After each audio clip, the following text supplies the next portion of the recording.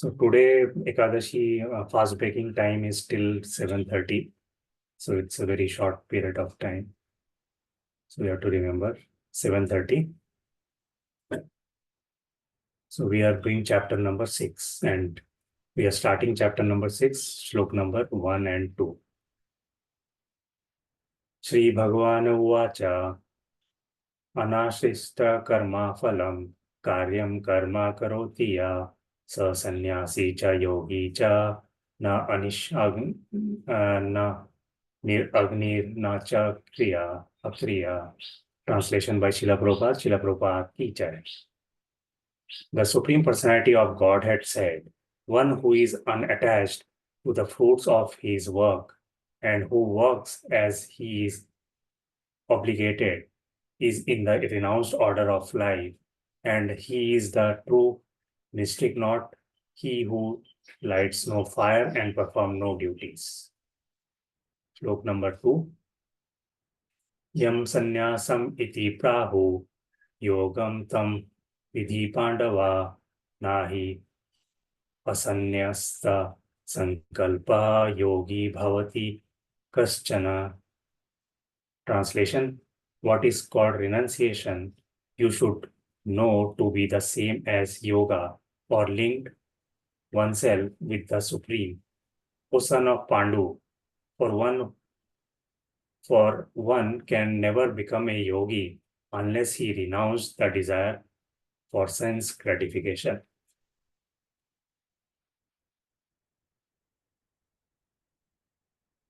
Hare Krishna Prabhuji, sorry to interrupt. I think what you're displaying is different. Okay. So this is the second one. Thank you, Prabhuji. Yeah. So we are in chapter number 6, starting chapter number 6, and 1 to 6 chapter, it is talking about Karma Yoga. And in Karma Yoga, this last chapter, it's talking about Dhyāna-yoga, or you can also call it as meditation. So what is the rule of meditation that we are going to hear? So Dhyāna-yoga is also called as Ashtanga Yoga. So we have been hearing a lot about whenever, because nowadays yoga is very popular. And it is not only popular in India, but also in foreign countries. Everybody is following yoga. But yoga, they are following for different reasons. And we hear a lot about Ashtanga Yoga. So today we are going to little know about Ashtanga Yoga, which Lord is describing in chapter number 6. Now, if you see this Ashtanga Yoga have two parts, Hasta Yoga and Pranayama.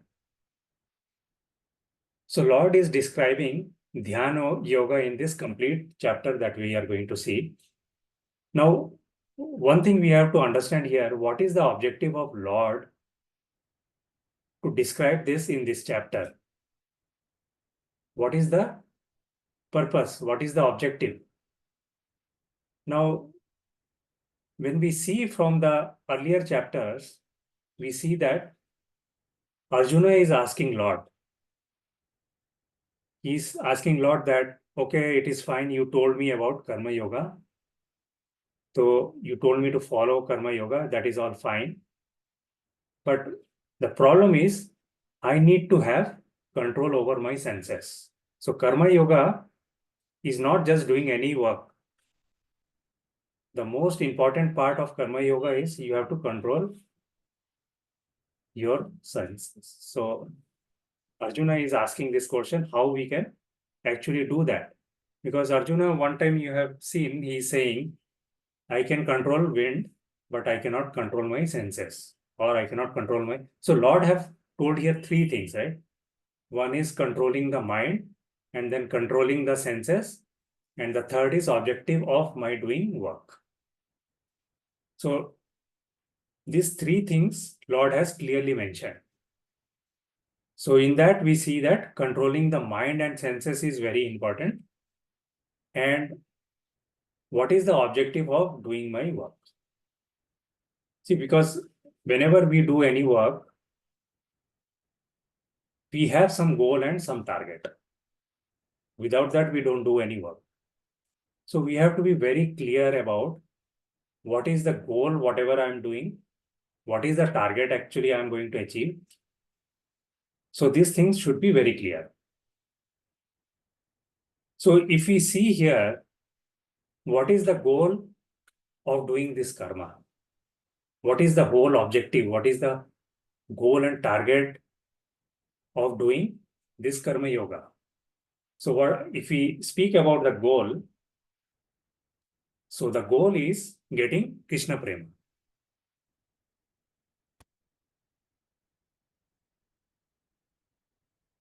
So goal is getting Lord's love. And what will be the target? Target is self-realization. And the third thing is, whatever I do, I will not do it for myself, but to make Krishna happy.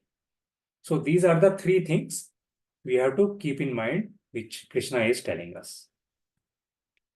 Now, when Arjuna is asking this question, how I can calm my mind and control my mind, Krishna is giving another solution. So we all know that Krishna is the Guru of all, right? Krishna is the Param Guru. So Arjuna, he is surrendered to Krishna and he is asking his Guru, how can I calm down myself and control my mind? So for that, the solution Krishna is giving is Ashtanga Yoga. So we know that this is not only the solution. This is one of the solution. See, always a good guru will not say ki don't do this, don't do that. A mentor, right? When we talk about a mentor or coach, he will never give so many, he will not create so many obstacles, but he will show you multiple paths. And it is up to you which path you can choose. And he will, the coach or mentor or the guru, he will clearly describe that these are the paths and these are the problems or these are the benefits. So in that, one path Krishna is giving us is Ashtanga Yoga in chapter number 6. And Ashtanga Yoga is one of the way to control our mind and senses. So through Arjun, Krishna is telling us that doing this Ashtanga Yoga is not easy, right? It is not so simple. And if Arjuna cannot do that, in Kali Yuga, how common people can do that? Right? So how common people can do that? But what is the problem actually? Why it is so difficult? Why we cannot do it? Definitely, this is Ashtanga Yoga is one of the solution to control our mind and senses. But it is not, at the same time, Lord is saying it is not that simple. And especially in Kali Yuga, as the time passes, even simple things become very difficult. And one of the main reason of this difficulty is the distraction. We have distraction, which is making things more difficult. So it is said that we know that the weapon of destruction is nuclear weapon, right? We know that how dangerous is nuclear weapon. If nuclear bomb fall in one place, lot of other cities, countries will get affected. That is why it is called as weapon of destruction. But it is said that more dangerous than weapon of this destruction is weapon of distraction. our mind is continuously distracted because of some or other reason. So we have to understand this. More than a nuclear bomb, the distraction of this mind is more dangerous. Now, how this distraction coming from? It is coming from various sources. If you see some of the sources of distraction is in today's time, if you see TV, mobile, in that multiple ads are running. There are so many advertisements which are running, and that create urge of buying unwanted items. The items which you don't need also, you get a urge to buy those items. That is why you see that in today's time, the companies are spending so much of money in doing the ads. If you see the statistics, this ad, for example, you take media channels like ZTV, Star Plus. ZTV cost 2 lakh rupees per minute of showcasing the ad. And like that, Star Plus, it charges 4 lakh per minute if you want to highlight your ad. And you see the businessmen or the organization companies, they are continuously showing these ads, not only in TV channels. If you go to YouTube or any other platforms, there also you can see continuous ad is going on. And this ad cost a lot of money. Just imagine, continuously they are playing this ad, and per minute it charges, from 50,000 to 4 lakh, 5 lakh per minute. And they are showcasing various things like food intoxication and so many things they are advertising. Just imagine if they are spending so much money, how much return they are getting, because they are distracting, they are creating a urge in people's mind so that people lose the control and tend to buy those things. So imagine if a person is not meditating, how difficult for him is to control his mind. That is why it is says, mind is the best enemy and the best friend. So you have to decide which one you want to choose, whether you want to make your mind as biggest enemy or biggest friend. So one way to make the mind as your best friend is to do the meditation, and that is how we are describing here about the Ashtanga Yoga. So try to imagine your life every day. We are getting distracted through this unwanted items, and we are losing control of our mind. So one of the real thing, talking about one of the friend, one day he came from office at late night, somewhere around 11 p.m. He came from the office and he opened the TV channel, and there they were showing about one cooking item where they were cooking some paneer dosa.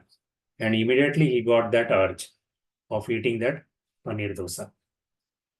So at night, late night, he went out to satisfy his urge. He went out to search for some hotel where he can have this paneer dosa.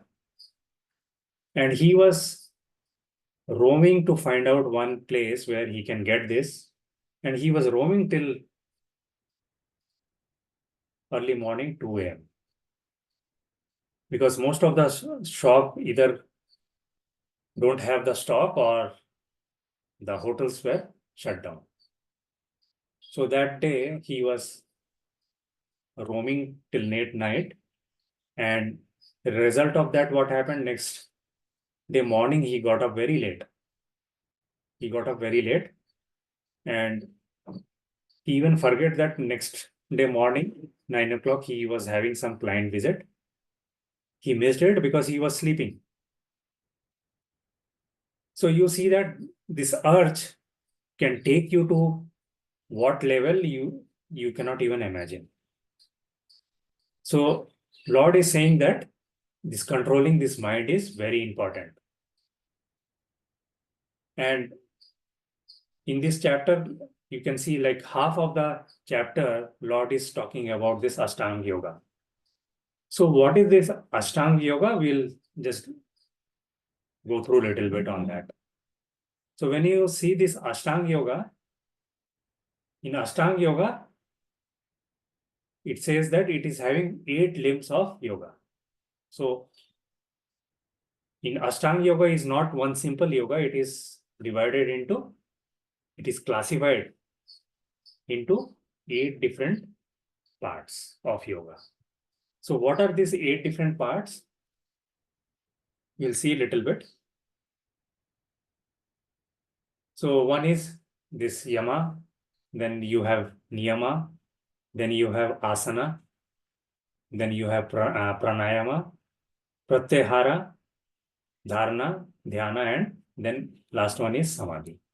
So what is yama? Basically, we don't have to go too much detail, but we have to just understand the elements. Yama is the don'ts, what we should not do. So if you see this Ashtanga Yoga is complete package where not only many people think that Ashtanga Yoga is just doing the pranayama and some asana. So there are a lot of things, these 8 items. One is yama and niyama. So yama is the don'ts, and niyama is what you should do, the do's. Do's can be many things like, tapa, shocha, and things like that. And then you have this asana. Asana is nothing but having different postures. We are doing different postures. So postures of hand, legs, right? So those are asana. And then you have pranayama. Pranayama is the breathing exercises. To control your breathing, we do pranayama. Then there is pratyahara. Pratyahara is actually withdrawing or turning the senses away from external objects. So whatever external objects are there, we are just withdrawing that, so that our senses don't try to distract or try to take the pleasure from that. So that is, and then you have dharana and dhyana. So dharana is the concentration and dhyana is the meditation. So dharana, you are concentrating on, let's say, some point or some jyoti. Like most of the Mayavadi people do that. They don't believe in deity worshipping.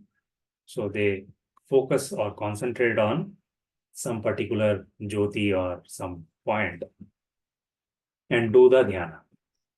And the last one is samadhi, where it is actually complete absorption in meditation, which is also called as nirvana or moksha. So you see that these are the 8 elements of Ashtanga Yoga. And the whole objective is to control the mind and senses, which earlier days yogi used to do it. And it is so easy, even it is not so easy, it is so difficult. You see, even Vishwamitra and many great sages, they used to do it for thousands of years. And then also there is no guarantee. Some Apsara like Menka will be there to destroy that. So in our Kali Yuga, what we can do, we cannot, it's so difficult, that, you have to go to some forest. We have learned this earlier. If you have to do some meditation, you have to go to some secluded place in some forest. And there are so many conditions. That place should be very pious. It has to be in some height. And you cannot just put some mat and do the meditation. It's not like that. There are so many conditions. Very difficult, and you may not get food, or there will be so wild animals are there. So many difficulties are there. In Kali Yuga, it is not easy. So people have nearby houses, people have opened so many yoga centers. So should you go and join there and perform this Ashtanga Yoga? So answer is, you know already, right? So it is not that simple and easy. So that is about Ashtanga Yoga, and we are covering this in first two shlokas, and half of this chapter will be learning more about this Ashtanga Yoga, and we'll try to know whether Arjuna accept this Ashtanga Yoga in later shlokas. So we'll end up here. Any questions or any additions you can please add, otherwise we'll move to the next section.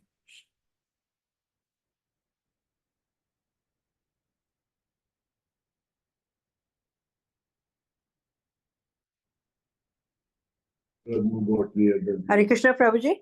Hare Krishna, Mataji. Hare Krishna. You were just talking about attachment and ads and all that. When we look into the life of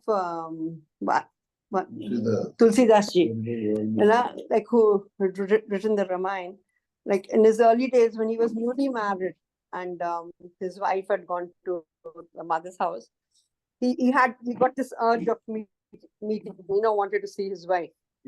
So, and that particular day, there was torrential rains and the Ganga was high. So there was no boat, but he had to meet her. That urge was so strong that he didn't even know how to swim, but he jumped into the Ganga. Yes. And there was a dead body which was flowing. He caught hold of her and he crossed the Ganges. And he went to the house, and she was on the first floor or something. He caught hold of a snake and he went up. And he woke, and his wife was flabbergasted to see him there. She said, "At this part of the night, you've come to see me." And he said, he said, "How did you come in this rain? There's a storm outside." And then he says, "I don't know how I came." He says, I caught hold of something. It was a dead body. He caught hold of a snake, and he came to see her just to please his urge. So then she says, like, if you had put this faith in the Lord, tum tar jaoge, and that is how he just turns back, and he goes back and becomes the famous. It's just, this, right, and he wrote the Ramayana. I mean, just when you were telling me, this just crossed around. So I thought I would share it. Yeah. So these urges are very, very strong. So unless your sense gratification is dovetailed to the Lord, it is very, very difficult to overcome them. Yes. Hare Krishna, Prabhuji. Thank you, Mataji. Yeah, very true, Mataji. It's so difficult, and nowadays we can see everybody is getting so much distracted because of, we have so many options, right? One of the best option is talking about the Bhakti Yoga. So people who are doing Bhakti Yoga, basically it is controlling a lot of such things and make you so strong in the willpower that you can come across a lot of difficult things. So yeah, very true. So we'll move on to Narsimha Arti.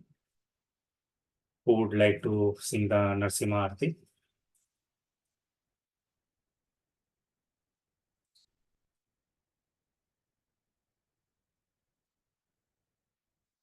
So we have another 2 days left.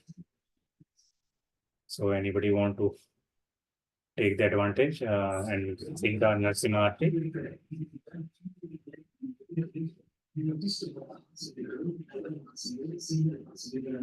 Hare Krishna, Prabhuji. Yes, Mataji, please. Hare Krishna. Namaste Narasimhaya Praladladadai Hiranyakashipurvakshaha Shilatanka Nakhalaye Ito Narsimha Parato Narsimha Yato Yato Yami Tato Narsimha Bahirnarsimha Hridaye Narsimha Narasingamadim Sharanam Prapade Tava Karakamalavare Nakam Adbhuta Shringam Dalita Hiranyakashipu Tanubhringam Keshavadhrita Narahari Rupa Jaya Jagadisha Hare Jaya Jagadisha Hare Jai Narsimha Dev Narsimha Dev Narsimha Dev Jaya Narsimha Dev Jaya Prahlad Maharaj Prahlad Maharaj Prahlad Maharaj Jaya Prahlad Maharaj Jaya Jaya Prabhupada Prabhupada Prabhupada Jaya Jaya Prabhupada Jaya Gurudev Gurudev Gurudev Jaya Jaya Gurudev Nitai Gaura Hari Bol Hari Bol Hari Bol Nitai Gaura Hari Bol अनंत कोटि वैष्णव भक्त वृंद की जय हरे कृष्णा प्रभु जी धन्यवाद Thank you, Mother. Narasimha Bhagwan ki jai. Prahlad Maharaj ki jai.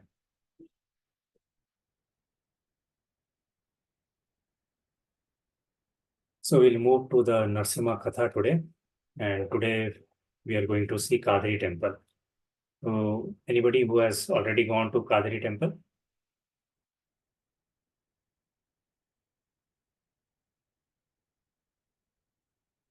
No one?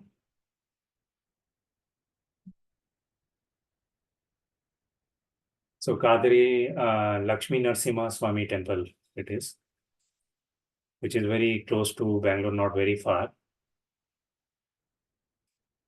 So it is in Anandarupa district of Andhra Pradesh.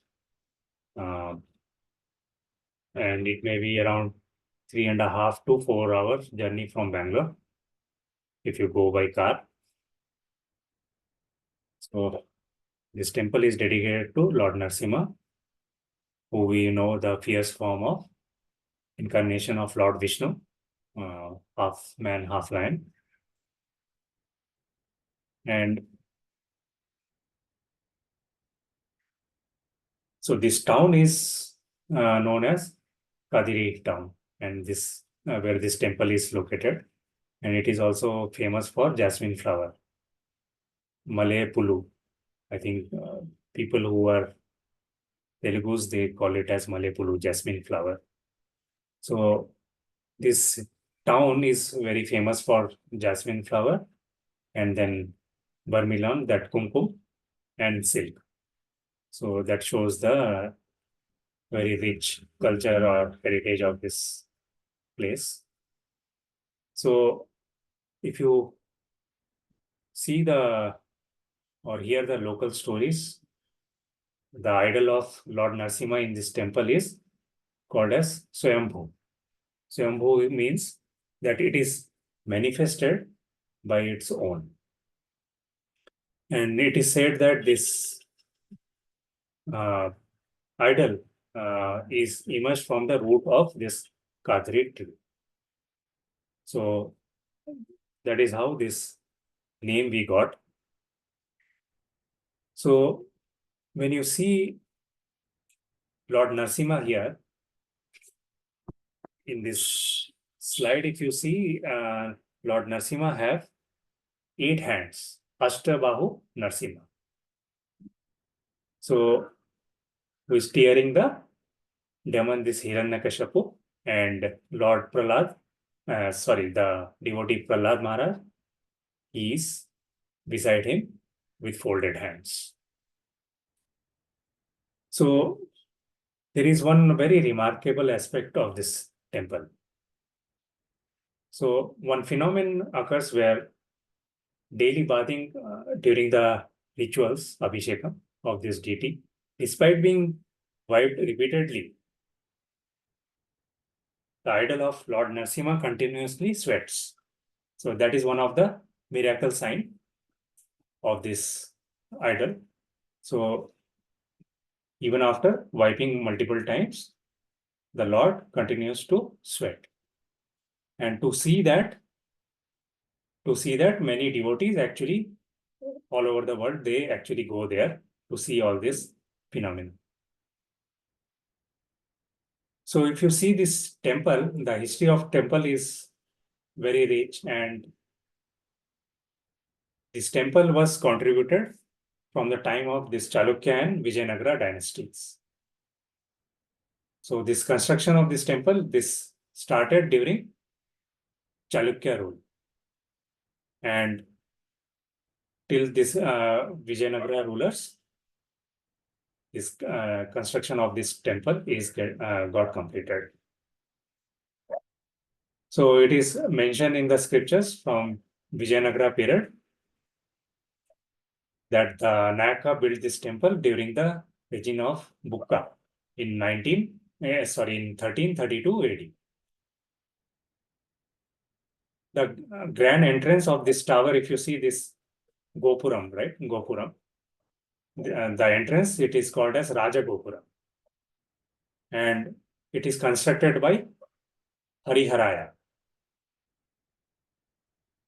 And this temple is supported and visited by many notable figures like Sri Krishna Devaraya. And then Sri Krishna Devaraya is from Vijayanagara. And then even Maratha King Shivaji, who also built, sub-temples beside this. He also constructed this Mahishasura-mardini temple. So this temple complex is very large. And if you see, there are like 4 entrances are there. This complex is very large and enclosed with very high walls. The 4 entrances are there if you see in this picture also. So these are the north, east, south, and west Gopuram. So you can see these towers. And inside it is very beautifully decorated with carvings that is depicting various gods and mythological scenes are there. And then you also have the Anjaneya. Anjaneya is the Hanuman standing at the eastern entrance of the temple, and the main house of the idols of Lord Narasimha and Prahlad. And then this temple is also known for very grand annual chariot festival, Rathotsav. You can see here. So this celebration happens, I think once in a year it happens, and it's a very massive, you can see very massive chariots bearing these deities of Lakshmi Narasimha is pulled throughout the street by hundreds and thousands of devotees. So that attracts a lot of pilgrims to come over and participate in this festival. So very nice. And just 25 kilometers from this temple, it is called Thimmamma Marimanu. It is one of the world's largest banyan tree, which is spread across 11 acres. And it is also entered into the Guinness Book of Record. So this Kadri Lakshmi Narasimha Swami temple, one should never miss visiting there.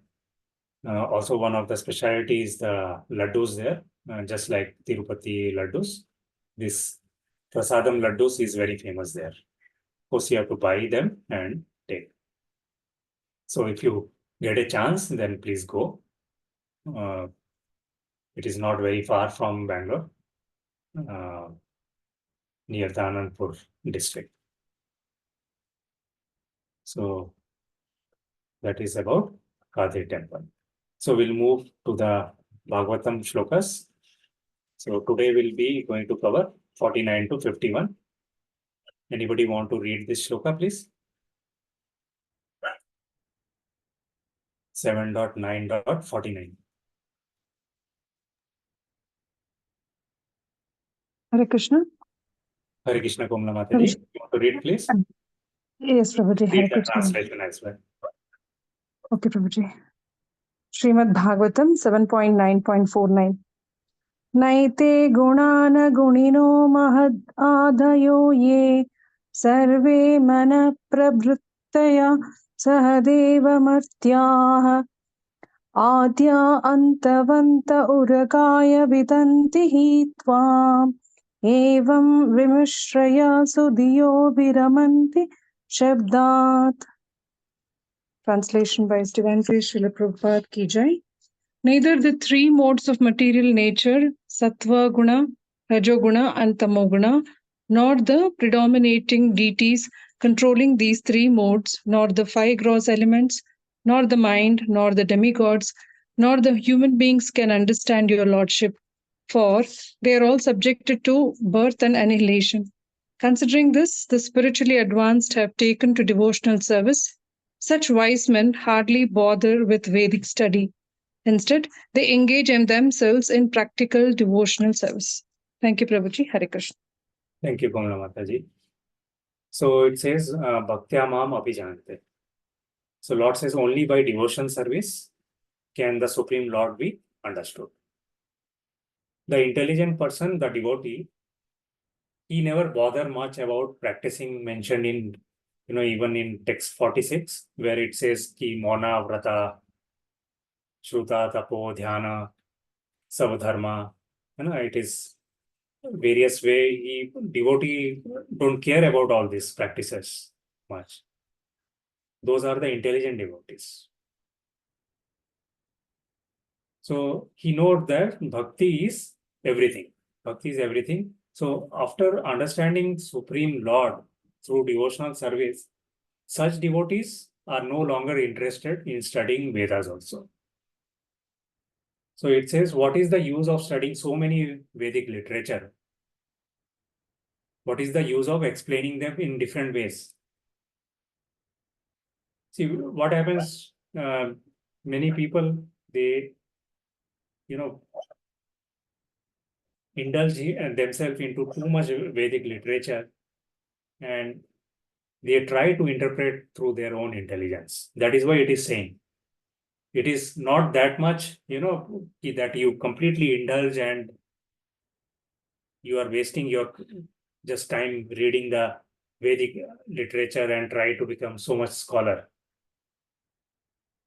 So if you're not, so it is saying, no one need to study any more Vedic literature, nor does anyone need to describe them by philosophical speculation. When one understands the Supreme Lord Personality of Godhead by executing devotional service, one ceases the practice of studying this Vedic literature. So, how important is executing this devotional service? So many people think, more I do or study Vedic literatures, I become more, dear to Lord. But the most important, they are saying, is executing the devotional service is the most important. And many devotees even don't even bother to. Of course, the Vedic literatures are very important because they are there are instructions. If you see Bhagavad-gītā, Lord is giving us all the do's and don'ts. And you see Bhagavad Puran, it is talking about the Lord, all the leelas, all the leelas of the devotees. Unless you know them, what is the do and don'ts, and what is the nature of Lord, what is the power and gunas of Lord, you cannot fall in love with the Lord. So definitely it is very important, but it should not happen ki you start reading all the Ved Purans, completely become scholar, PhD.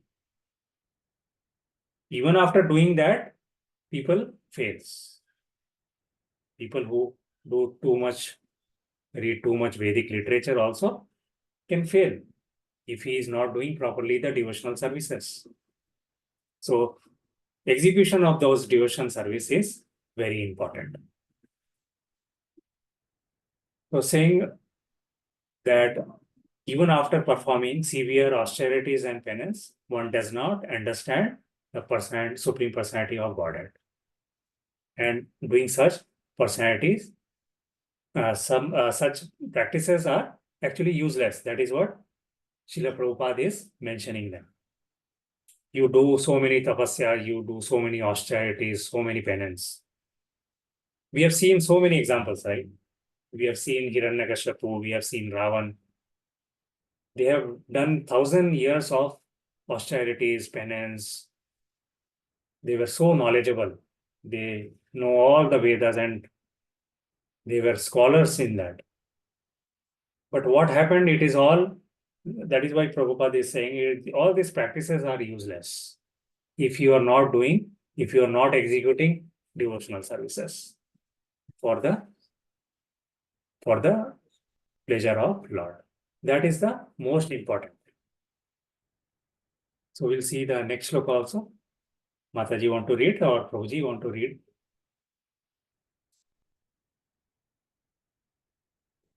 Hare Krishna, Prabhuji, may I? Yes, Manisha Mataji, please. Hare Krishna. Tatterhattam namah stuti karma pujaha karma smritishcharanayoh shravanam kathayam samsevaya tvai vineti shadangya kim bhaktim janah parama hansa gatau labhet. Translation by Srila Prabhupada, Prabhupada ki jai. Therefore, O Supreme Personality of Godhead, the best of all persons to whom prayers are offered, I offer my respectful obeisances unto you, because without rendering 6 kinds of devotional service unto you, offering prayers, dedicating all the results of activities, worshipping you, working on your behalf, always remembering your lotus feet, and hearing about your glories, who can achieve that which is meant for the Paramhansas. Hare Krishna, Prabhuji. Thank you so Thank much. you. Thank you, Manisha Mataji. So that is what we were discussing here. One cannot understand Supreme Personality of Godhead just simply by studying Vedas and offering prayers. And it is mentioned that only by the grace of Supreme Lord one can understand him. And the process of understanding the Lord is, therefore, is bhakti. Because if you do bhakti only without bhakti, just simply following Vedic injunctions to understand the absolute truth will not help. It will not help unless you do the bhakti. So one may think, right, now I understand, I read the Gita, I got the absolute truth. Lord has told me all the confidential knowledge. All those things, Prabhupada is saying, will not help unless you do the bhakti. Because when you do the bhakti, then only what happens is, so clearly it is mentioned, right? By the grace of, so we do all the things, but we cannot understand Supreme Lord and we cannot get the liberation, because the final stage is where Lord has to give you the grace of understanding him. Only by the grace of him only you can understand. So that is why simply by doing bhakti, he is saying, Lord will give you the grace to understand him. Because we know that Lord is made of Divya Vastu, right? And our body is material body. So through material body, we have seen this before also, right? When Arjuna wanted to see Lord, Divya Dishti was given to him. Simply because that with material body, one cannot see the Divya or the transcendental body or the soul or whatever you call it. And Lord is completely transcendental. So even if you do all these things, read all the Vedas and everything, then also you cannot see. That is why bhakti is very important. When you do the bhakti for the pleasure of Lord, and when Lord approves, then only we can understand. We can understand Lord and we can see Him. So moving on to the 51 slok. Who want to read this?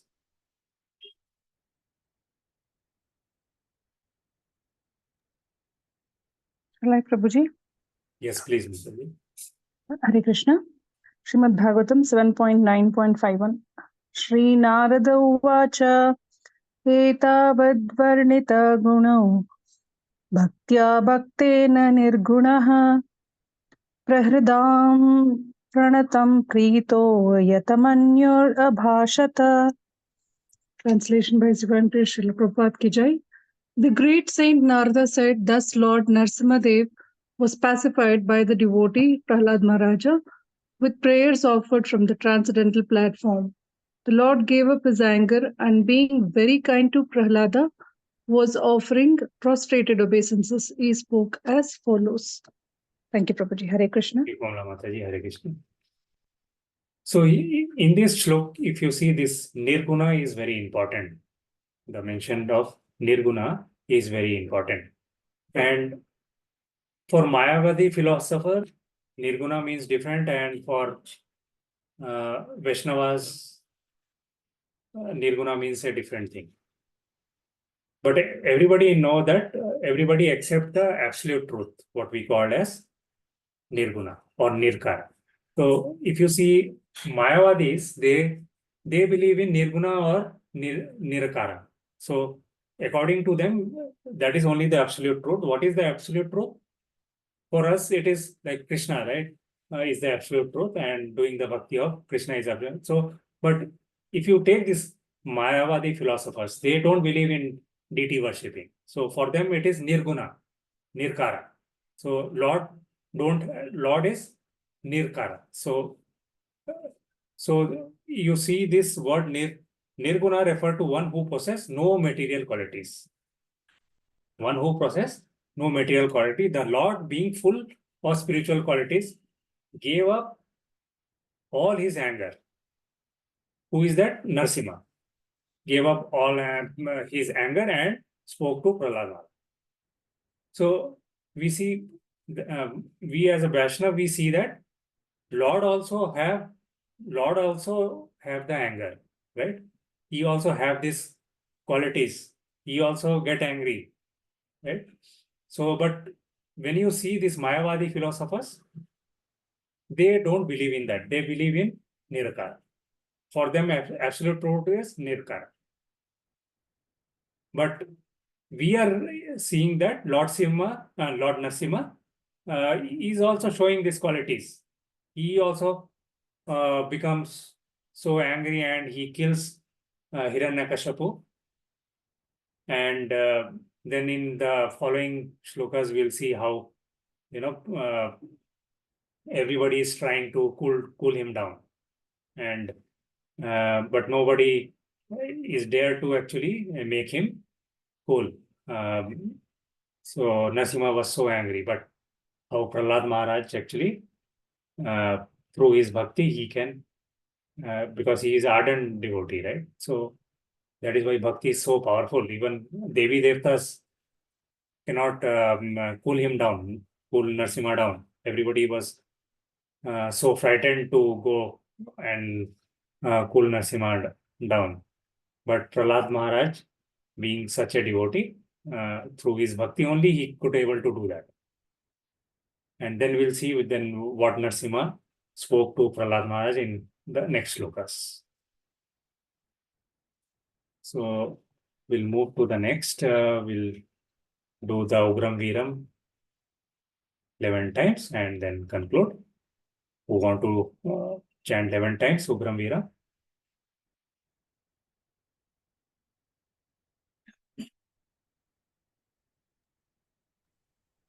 Can I come to Mataji or Prabhuji? Yes, Ruby Mataji, please. Hare Krishna? Ukram Veeram Mahavishnu Jalantam Sarvatokmukam Narsimham Bhishanam Bhadram Mrityur Namamyaham. Ukram Veeram Mahavishnu Jalantam Sarvatokmukam Narsimham Bhishanam Bhadram Mrityur Namamyaham.